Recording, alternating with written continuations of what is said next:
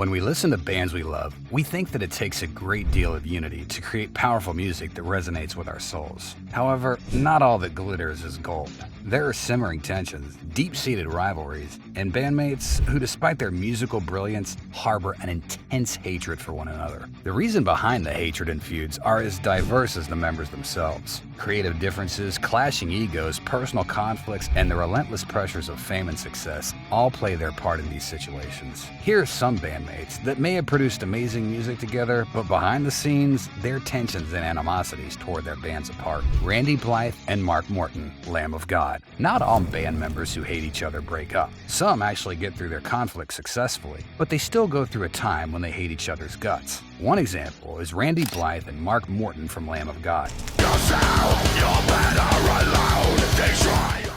In 2004, the tension between Lamb of God vocalist Randy Blythe and guitarist Mark Morton peaked when they got into a fistfight inside their tour bus while on tour. The trouble happened at a time when Randy was always drunk, barely able to function every day. One night, when Mark walked in on a drunk Randy, he didn't like how he was acting one bit. In a documentary, Mark, referring to Randy, said that during the time, he was sick of his shit, and he knew that Randy was looking for a fight, so he just went for it. Mark said that after he hit Randy, he asked himself, "What have I done?" But despite that, he said, "I wanted to hit him again, and I did." The two wrestled each other to the ground outside their tour bus, proving how intense the fight got. The fight was a major setback for the band, but luckily for the two, that wasn't the end of their relationship, or their band. If anything, the fight became a wake-up call for the band. The incident took place almost 2 decades ago, and right now, the band's going strong. Now, Randy's more than a decade sober, and the band's still one of the most popular heavy metal bands out there. Tom DeLonge and Blink-182. The whole conflict between the members of Blink-182 is a little complicated.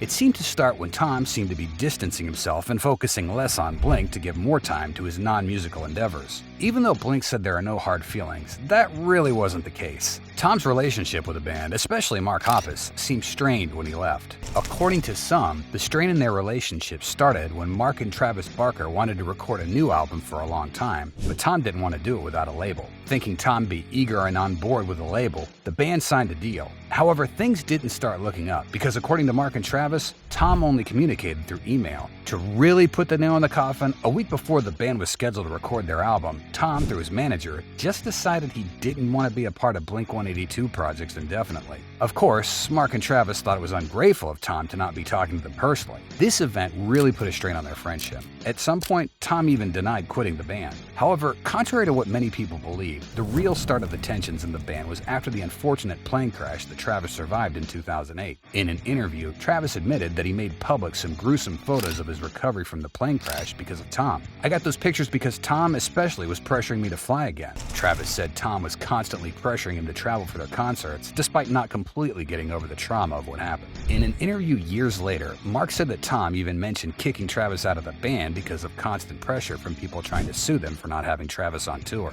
It's unfortunate that Tom eventually left the band because of misunderstandings that piled up. However, in 2021, Tom said that he, Mark, and Travis had completely repaired their friendship. In an interview, Tom said, "Emotions between the three of us and Blink have always been complicated, but Mark's cancer really put things in perspective." Tom eventually returned to the band, even thanking Matt Skiba, who stepped in his place while he was away, for helping him reunite with his bandmates. Blink-182 is now touring the world and is scheduled to release a new album. Ozzy Osbourne and Tony Iommi, Black Sabbath. In the early days of Black Sabbath, Ozzy and Iommi had several disagreements.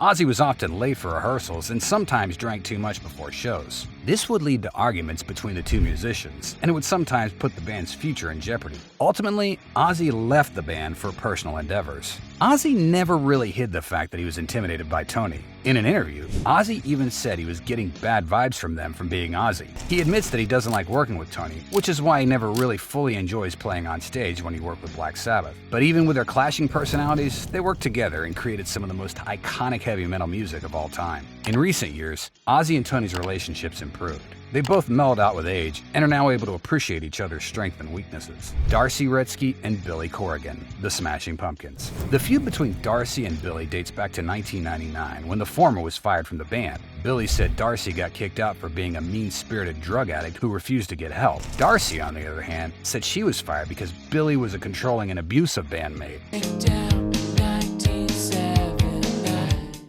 and this was an issue for her since she became part of the band. In the years since Darcy's departure, the two musicians have traded unkind words in the press. Billy's called Darcy a liar and a drug addict, while Darcy's accused Billy of being a narcissist and a bully. The feud between Billy and Darcy has made it difficult for the Smashing Pumpkins to reunite. However, in 2018, Billy teased the Smashing Pumpkins reunion with the original lineup without Darcy. Darcy said she was offered to join the band again, but that the offer was revoked later on. This was denied by Billy and the rest of the Smashing Pumpkins, stating that Darcy just refused to participate or even meet with him. But Darcy had proof, screenshots of texts from Billy stating the offer, which he seemed to retreat from later on. The feud between the two has been going on for over 20 years and shows no signs of subsiding. It's unclear if the feud and hatred between them will ever be resolved. James LaBrie and Mike Portnoy, Dream Theater. When Mike Portnoy left Dream Theater in 2010, it started to be clear to fans that vocalist James LaBrie hated Mike's guts and vice versa.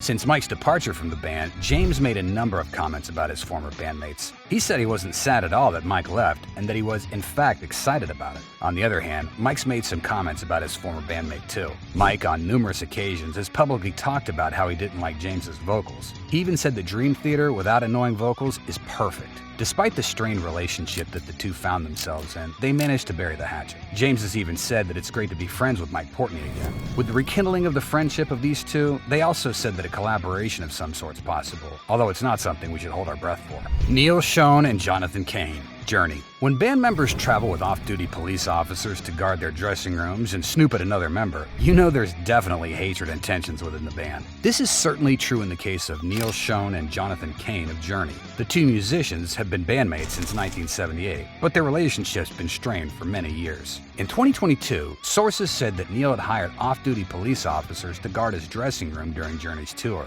The officers were also reportedly instructed to snoop around Jonathan's dressing room. The issue between the two reportedly started during Donald Trump's presidency when Jonathan performed a private set at Mar-a-Lago. This move was deleterious to the Journey brand as it polarizes the band's fans and outreach. According to Neil's cease and desist letter, ever since then, the two just weren't the same as each other anymore. In 2021, Neil even sued Jonathan for not allowing him access to the band's credit card. Of course, Jonathan fired back, saying that Neil had a pathological spending problem, using the band's credit card for personal expenses for him and his wife. The infighting just continued, with one outdoing the other in what seemed like petty efforts to irk the other. Despite all the tensions between the two, they still managed to sell out stadiums and are still doing good as a band.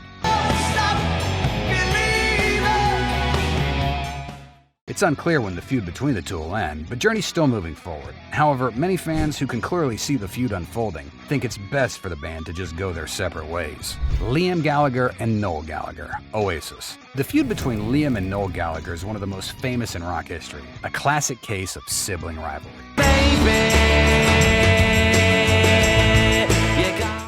There's no definite event that became the start of the feud between Liam and Noel. They really were just doomed from the start, at least according to their mother Peggy. The brothers were constantly engaged in arguments left and right. The cracks in the brothers' relationship began to show in 1996 during an episode of MTV Unplugged that the band was featured in. In that episode, Noel was front and center, not the frontman Liam. This was because in the 2 weeks of rehearsals that the band had for the taping, Liam was present for only 3 of them. Liam decided to show up an hour before the episode, which made things complicated from then on. Additionally, Liam refused to go on the band's North American tour during that time. Although the band carried on, the brothers' relationship never fully healed. Eventually, in 2009, Noel quit the band and the band split up. To this day, the brothers never really had a reconciliation. They still continue to say mean things about each other. However, regarding the possibility of reuniting with his brother and reforming Oasis, Noel has said never say never. Joe Perry and Steven Tyler, Aerosmith. Just because we're in a band together doesn't mean we have to be friends. This is what Joe Perry had to say to Steven Tyler. The main reason for the animosity between the two is the fact that they're polar opposites, especially when it comes to music.